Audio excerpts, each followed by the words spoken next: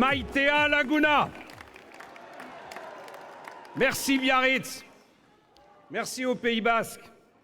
Merci à vous d'être présents, si nombreux, avec votre fidélité, avec votre énergie, avec cette générosité qui vous appartient. Je veux remercier tous les élus qui nous accueillent et au premier rang d'entre eux, mon ami Claude Olive, le maire d'Anglet, qui m'a apporté son soutien ici depuis le début de cette aventure. Je veux remercier Peyuco Duarte, le maire de Saint-Jean-de-Luz, Sylvie Durruti, la première adjointe du maire de Bayonne, Jocelyne Castagnette, adjointe au maire de Biarritz. Je veux remercier Virginie Calmel de m'apporter son soutien. Je veux remercier des parlementaires que vous connaissez moins, qui sont venus de loin, Lionel Tardy, député de Haute-Savoie, Valérie Lacroute, députée de Seine-et-Marne, Rudy Sall, député des Alpes-Maritimes, Stéphane Rossignol, le maire de la Grande-Motte. Je veux saluer mon ami Jean Gougy.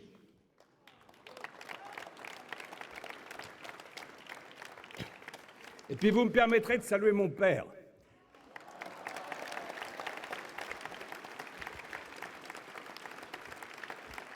Qui est venu en voisin d'Asquin. Ici, sur les terres du Biarritz olympique, on sait ce que c'est que l'engagement total dans un combat. Quand la volonté est là, on encaisse les coups, mais on avance parce qu'on y croit, parce qu'on a derrière soi une équipe, parce qu'on a un drapeau à défendre, parce qu'il y a un peuple qui s'engage et on gagne.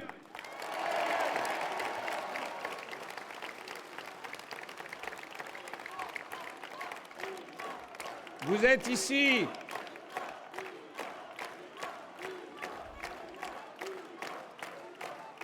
Vous êtes ici parce qu'on ne vous intimide pas.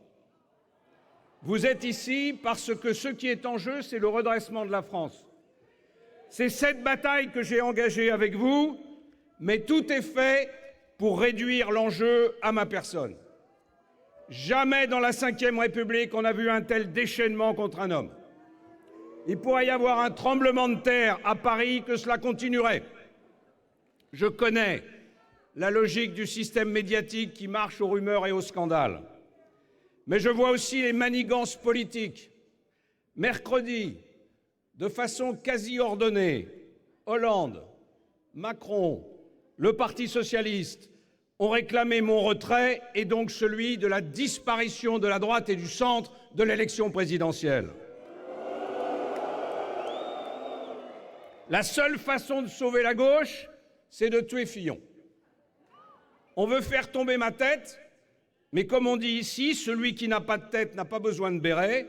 Or, moi, j'ai une tête et j'ai un béret à la maison.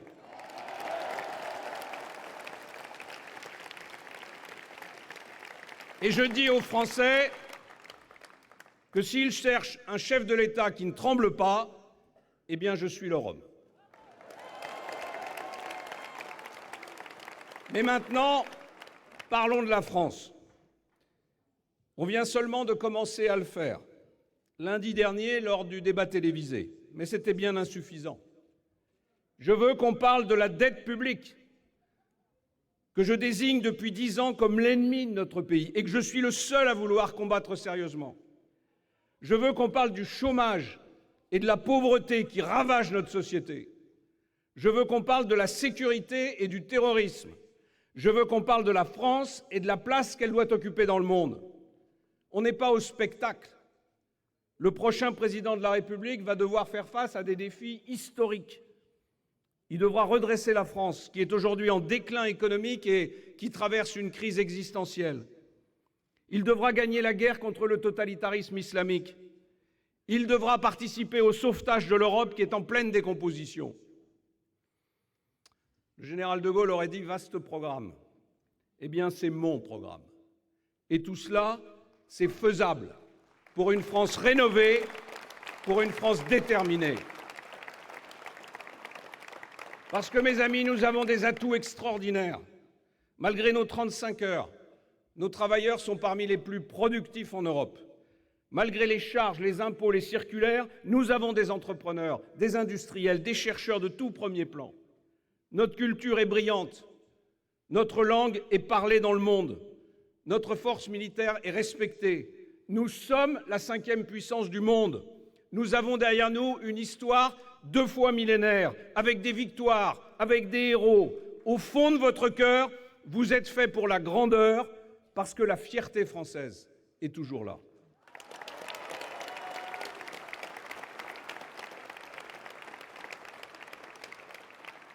La France peut viser haut, elle peut réussir, elle peut conquérir le plein emploi, elle peut augmenter sa croissance, elle peut être en moins de 10 ans la première puissance européenne.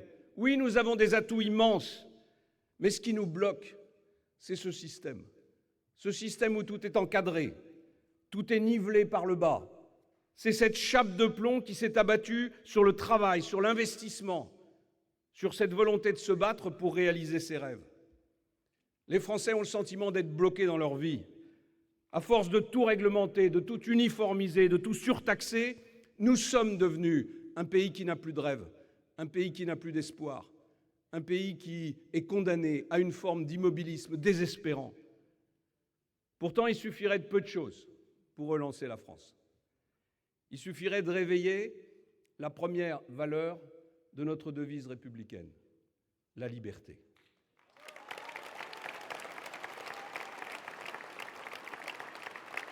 Liberté, c'est le message que j'ai entendu de tous les Français que j'ai rencontrés pendant les 4 ans où j'ai parcouru notre pays pour préparer ce projet. Oui, je veux supprimer une bonne fois pour toutes le verrou des 35 heures. Liberté. Liberté au dialogue social dans l'entreprise, là où les entrepreneurs et les salariés savent de quoi ils parlent. Oui, je veux libérer l'énergie de nos entreprises en diminuant leurs charges de 40 milliards d'euros, en réduisant l'impôt sur les sociétés, parce qu'avec moins de charges, on innove, on remporte des marchés, on embauche. Oui, je veux libérer notre marché de l'emploi, qui croule sous le poids des normes administratives. Le Code du travail et ses 3400 pages ne doit plus être une barrière. Je veux concentrer ce code sur ce qu'on appelle les normes sociales fondamentales et laisser tout le reste à la négociation dans les entreprises et dans les branches. Je veux doubler les seuils sociaux.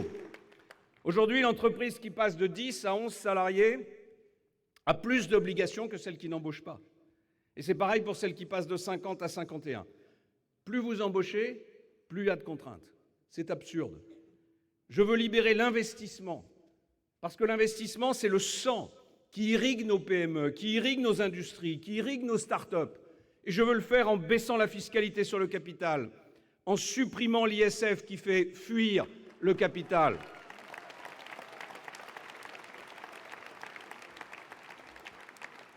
Ah, les socialistes sont critiques avec cette proposition.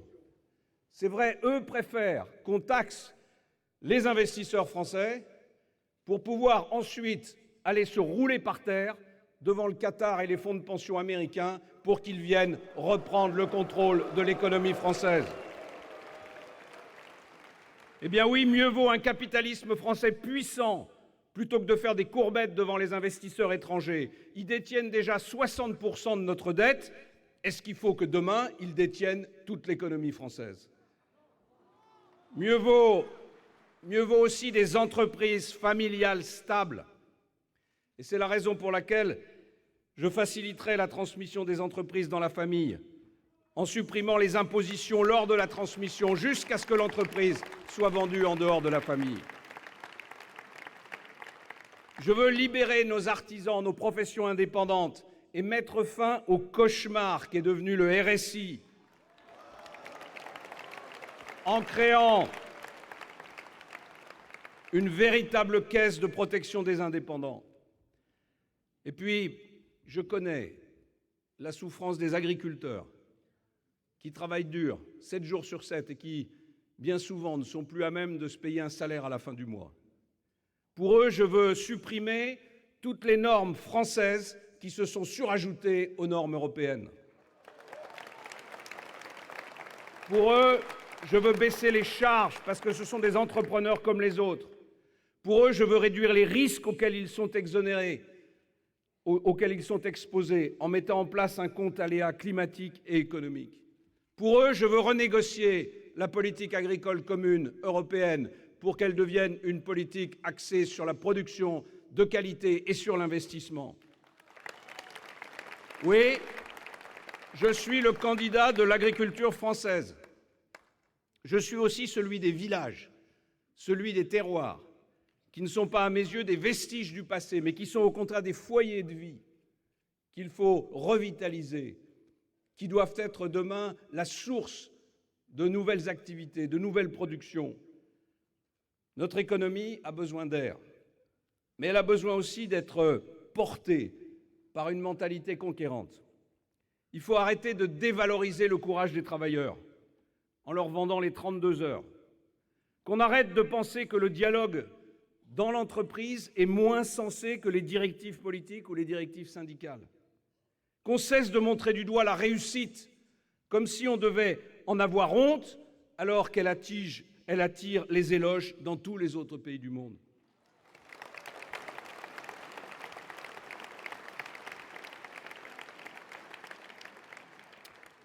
Liberté, mais aussi justice.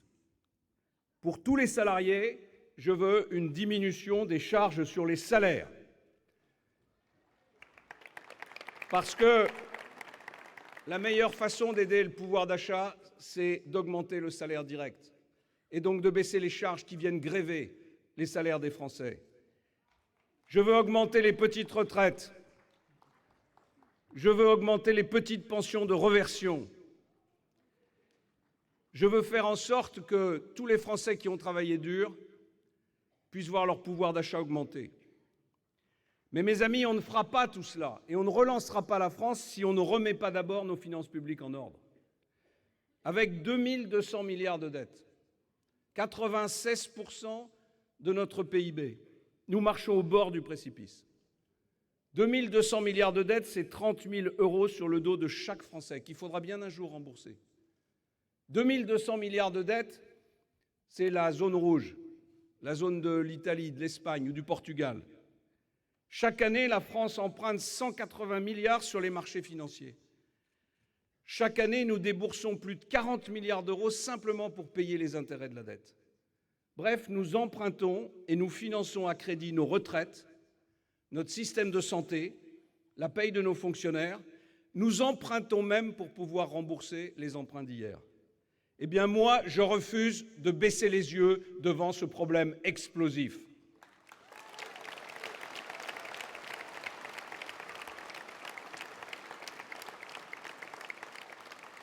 Il y a quelques années, vous vous en souvenez, j'avais parlé de faillite. Eh bien aujourd'hui, je dis qu'il faut réagir et qu'il faut baisser de 100 milliards nos dépenses publiques en 5 ans pour retrouver l'équilibre des comptes publics. Je suis le seul à parler vrai. Tous mes concurrents fuient le sujet. De la gauche à l'extrême droite, c'est tellement plus facile de promettre toujours plus de dépenses, toujours plus de recrutement d'agents publics. C'est tellement plus commode de promettre le retour à la retraite à 60 ans qui coûterait 40 milliards d'euros supplémentaires. Mais ça, il ne faut pas le dire. Le projet de M. Mélenchon, c'est 173 milliards d'euros de dépenses supplémentaires. Le projet de Mme Le Pen, c'est 150 milliards d'euros de dépenses supplémentaires. Le projet de M. Hamon, c'est 71 milliards d'euros de dépenses supplémentaires. Et le projet de M. Macron, c'est à l'image de son programme, c'est 60 milliards d'économies d'un côté, 50 milliards de dépenses supplémentaires de l'autre. Eh bien, cette démagogie finira par tuer notre pays. Nous avons près de 6 millions d'agents publics. C'est plus que l'Allemagne qui compte pourtant plus d'habitants que nous. C'est la raison pour laquelle je veux diminuer le nombre d'agents publics de 8% en 5 ans, soit moins de 2% par an. C'est la raison pour laquelle je veux proposer aux fonctionnaires d'augmenter le temps de travail pour leur permettre d'améliorer les salaires, de leur donner des perspectives de carrière, d'améliorer leurs conditions de travail. Vous voyez bien, mes amis, que nous sommes dans une situation où proposer à près de 6 millions de Français comme seule perspective pour les 15 ans qui viennent, 0 augmentation de salaire, pas d'amélioration de leurs perspectives de carrière, pas d'amélioration de leurs conditions de travail. C'est insupportable, c'est inacceptable.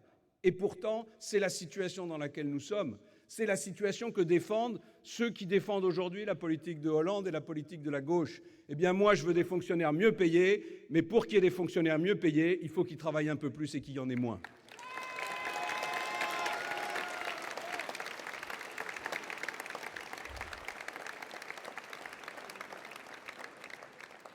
Je veux rétablir 2 jours de carence pour les fonctions publiques.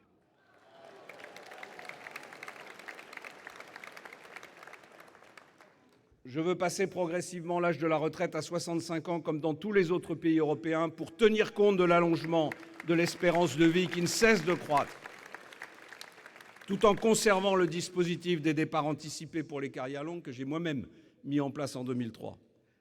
L'égalité des régimes de retraite n'est que justice. Je veux aligner les règles entre le secteur public et le secteur privé. Et je veux supprimer les régimes spéciaux pour les nouveaux entrants. Voilà ce qu'on doit proposer aux Français si on veut vraiment redresser notre pays, atteindre le plein emploi, redonner de l'espoir à la jeunesse française. Mais la France ne retrouvera vraiment sa force que si elle renforce les piliers de la République. Et au premier rang de ces piliers, il y a l'école. Avec leur jargon prétentieux et leurs méthodes souvent ubuesques, les pédagogues ont saboté la plus belle institution de la République. Alors, il est temps de retrouver un peu de bon sens. L'école doit d'abord apprendre à lire, à écrire, à compter. Elle doit être recentrée sur les savoirs fondamentaux. L'école doit aussi préparer à l'entrée dans la vie active. Je veux mettre le paquet sur l'alternance et l'apprentissage, qui doivent devenir une voie centrale d'accès à l'emploi. Oui, je veux que demain, l'enseignement professionnel ne soit plus sous l'autorité directe de l'Éducation nationale, mais de la région et des branches professionnelles. Oui, je veux demain des lycées professionnels dans lesquels il y ait à la fois des jeunes en formation initiale, des jeunes en alternance et des adultes en formation professionnelle, avec les mêmes enseignants, participant au fond à la même culture de l'entreprise. L'école sert enfin à apprendre la citoyenneté, l'égalité, le goût aussi d'être français et d'être fier d'être français.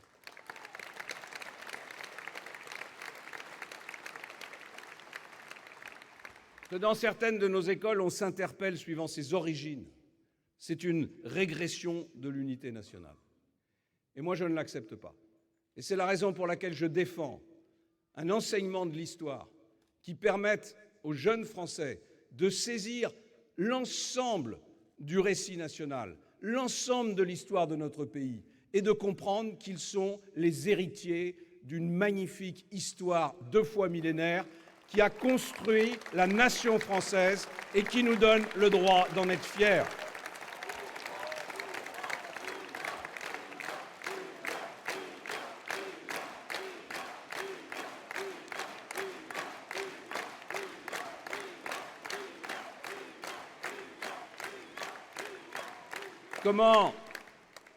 Comment aimer notre histoire?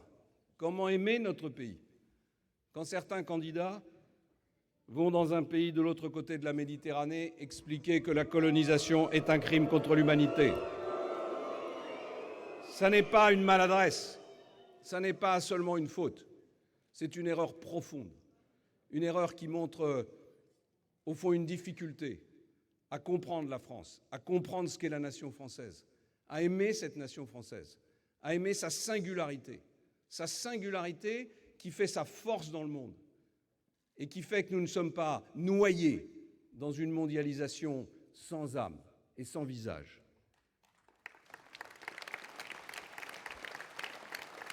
Alors oui, à l'école, je propose que les écoliers puissent porter un uniforme scolaire pour qu'ils se sentent tous ensemble, tous égaux. C'est un symbole, mais tout commence par des symboles. Le deuxième pilier de notre République, c'est la famille. Je veux qu'on défende la famille, parce que c'est une valeur fondamentale, parce que c'est au sein de la famille qu'on découvre l'affection, la discipline, le sens des valeurs. Je veux protéger la famille. Je veux qu'elle soit respectée. Je veux défendre le droit de l'enfant et pas le droit à l'enfant. Je veux que les familles accueillant le handicap et l'autisme soient épaulées. Je veux rétablir l'universalité des allocations familiales et je veux relever le plafond du quotient familial à 3 000 €.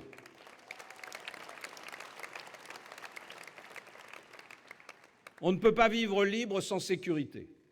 La sécurité, c'est le premier des droits et c'est aussi la première mission de l'État. Pourtant, pendant ce quinquennat, l'ordre a été délaissé. Qui peut oublier le scandale de Notre-Dame-des-Landes, où l'autorité de l'État, des décisions de justice et un référendum local ont été bafoués? Qui peut oublier ces policiers brûlés dans leur propre voiture de service, attaqués au cocktail Molotov? Qui peut dire que ces bandes qui ont saccagé leur quartier en région parisienne, ou ces lycéens qui, il y a quelques jours, ont détruit leur propre lycée, oui, qui peut dire que tout ça, ce ne sont que des faits divers? La vérité, c'est que la violence monte dans notre pays.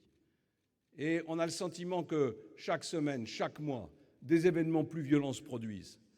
Alors il faut mettre fin au laxisme. Il faut rétablir l'autorité de l'État. Il faut rétablir les peines planchées en cas de récidive. Il faut porter la majorité pénale à 16 ans. Il faut reprendre le programme de construction de 16 000 places de prison interrompues sous le quinquennat de François Hollande. Il faut que les agents des forces de l'ordre soient respectés. Oui, je veux qu'on respecte les agents des forces de l'ordre, les policiers, les gendarmes.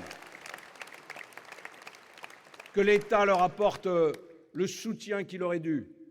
Qu'on modernise leurs conditions de travail, parce qu'ils sont les défenseurs de l'ordre républicain. Pas de République non plus sans intégration. Avec 6 millions de chômeurs, avec 9 millions de pauvres, je veux une immigration réduite à son strict minimum.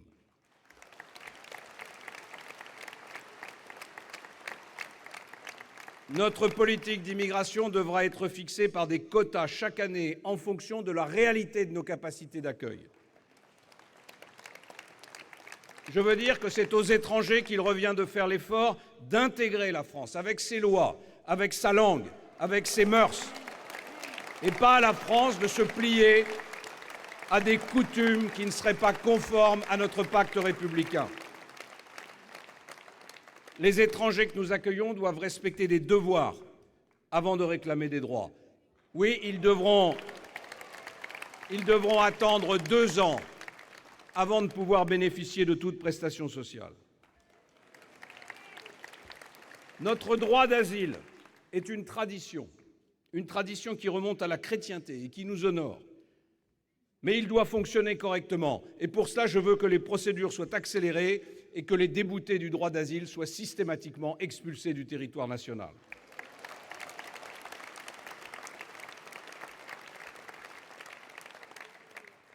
Nous avons commémoré il y a quelques jours le triste 5e anniversaire des assassinats perpétrés par Mohamed Merah près de Toulouse. Il a fallu également Charlie, l'Hyper-Cacher, les terrasses parisiennes, le Bataclan, Nice, Bruxelles, Berlin, Londres, pour que certains prennent conscience de ce qui nous arrivait. La France et le monde font face à une forme nouvelle de totalitarisme, comme ce totalitarisme que nous avons combattu au XXe siècle, le totalitarisme islamique. Il faut combattre cet ennemi avec la plus extrême fermeté, à l'extérieur comme à l'intérieur de nos frontières. À l'extérieur,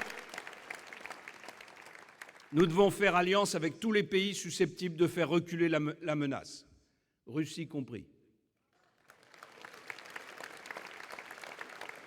À l'extérieur, nous devons donner à nos forces les moyens nécessaires pour assumer cette responsabilité. Oui, j'augmenterai le budget de la défense nationale, je moderniserai nos forces armées et j'améliorerai la condition de nos soldats. À l'intérieur, nous devons être fermes avec les ennemis de la France. Avec ceux qui sont coupables d'intelligence avec l'ennemi, ils doivent être condamnés.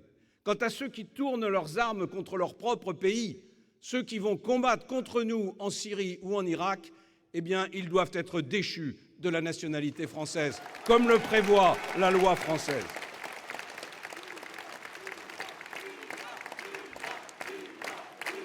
Et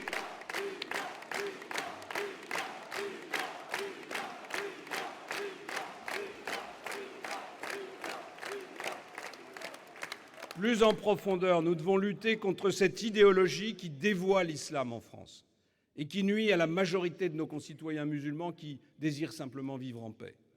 C'est la raison pour laquelle je veux que le culte musulman soit soumis à un contrôle administratif le temps qui sera nécessaire pour qu'il s'ancre fermement dans la République, comme les autres religions se sont ancrées par le passé dans notre République.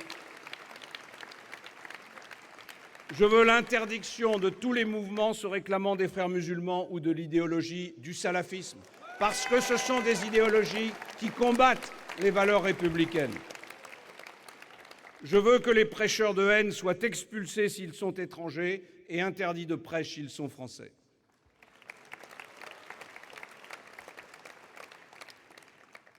Mes amis, la France ne pourra lutter contre toutes ces menaces que si elle est réconciliée avec elle-même. Il faut en finir avec l'idéologie de la critique permanente contre la France. Je refuse l'instrumentalisation des mémoires et la culpabilisation qui dévore le lien national. Je dis non au rejet de notre passé et au détricotage de nos valeurs. On ne négocie pas l'égalité entre les femmes et les hommes. On ne négocie pas la liberté d'expression. On ne négocie pas la laïcité. On ne négocie pas la fierté française.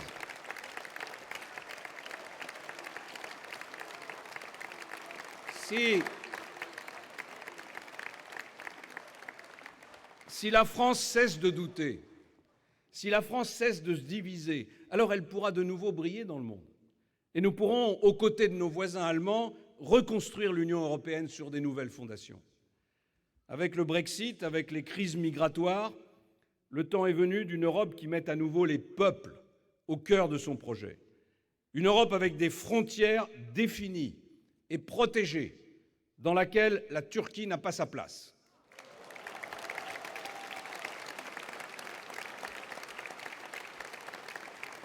Une Europe avec des frontières étanches pour contrôler enfin les entrées des migrants. Une Europe qui permet à nos nations d'accroître leur souveraineté économique et numérique pour peser face à la Chine et face aux États-Unis. Une Europe où la solidarité s'étend aux affaires militaires, pour que l'Allemagne prenne sa part du fardeau de la sécurité, en Afrique notamment. L'horizon de la France ne se limite pas à l'Europe. Notre voix doit porter bien au-delà de notre continent. La France doit défendre ses intérêts et porter ses valeurs. Et pour cela, mes amis, le président de la République, chef des armées, doit avoir un cap et il doit avoir de l'expérience.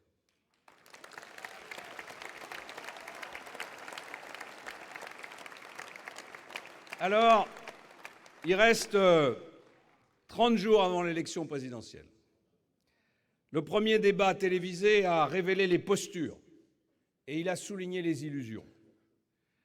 Macron, c'est la République opportuniste. Pour ne fâcher personne, M. Macron est un peu partout et un peu nulle part. Il veut réduire les déficits, mais sans vraiment les réduire. Il veut des négociations sur les 35 heures, mais sans toucher aux 35 heures. Il veut réformer l'ISF, mais à moitié. Il veut rétablir le service national, mais juste pour un mois. Il est pour le libéralisme et tout contre. Il est pour le socialisme et tout contre. Tout ça me rappelle quelqu'un. François Hollande.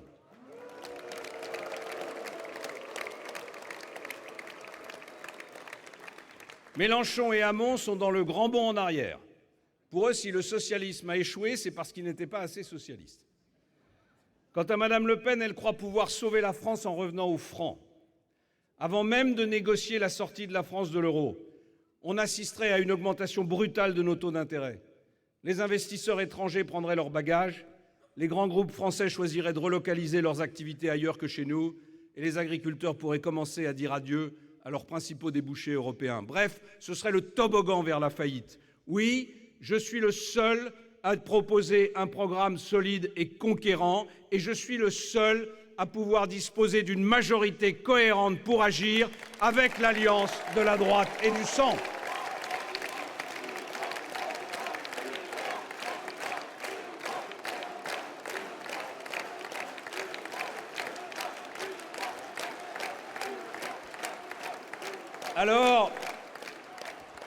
Alors, mes amis, à l'action. Pour la France, il faut se battre, il faut convaincre, il faut s'engager jusqu'au bout. Je vous le dis ce soir, j'ai besoin de vous, j'ai besoin de toutes vos volontés pour appuyer la mienne. J'ai besoin de votre détermination totale, j'ai besoin de votre fierté. Soyez forts, soyez généreux, soyez rassemblés et vous verrez que rien ne pourra nous arrêter parce que nous sommes les militants de la France. Vive la République, vive la France.